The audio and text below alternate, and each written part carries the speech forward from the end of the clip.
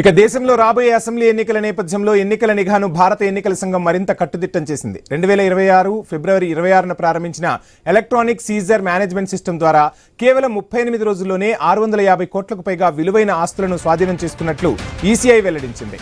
అస్సాం, కేరళ, పుదుచ్చేరి, తమిళనాడు, పశ్చిమ బెంగాల్ రాష్ట్రాల అసెంబ్లీలకు ఎన్నికలు జరగనున్న నేపథ్యంలో ఈ చర్య తీసుకున్నారు.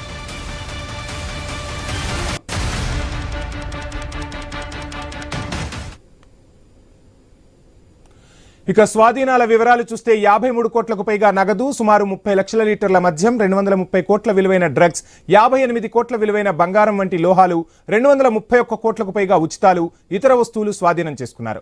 రాష్ట్రాల వారీగా చూస్తే పశ్చిమ బెంగాల్లో అత్యధికంగా 319 కోట్లు స్వాధీనాలు నమోదయ్యాయి. తమిళనాడులో 170 కోట్లు, ఇక అస్సాంలో 97 కోట్లు, కేరళంలో 58 కోట్లు, పుదుచ్చేరిలో 7 కోట్లు స్వాధీనం చేసుకున్నారు.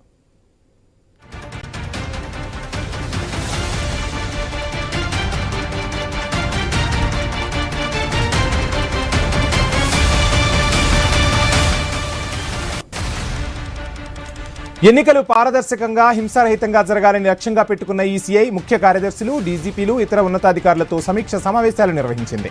ఫిర్యాదులపై వేగంగా స్పందించేందుకు దేశవ్యాప్తంగా 5173 ఫ్లయింగ్ స్క్వాడ్లు, 5200కు పైగా స్టాటిక్ సర్వేలెన్స్ టీంలను మోహరించింది.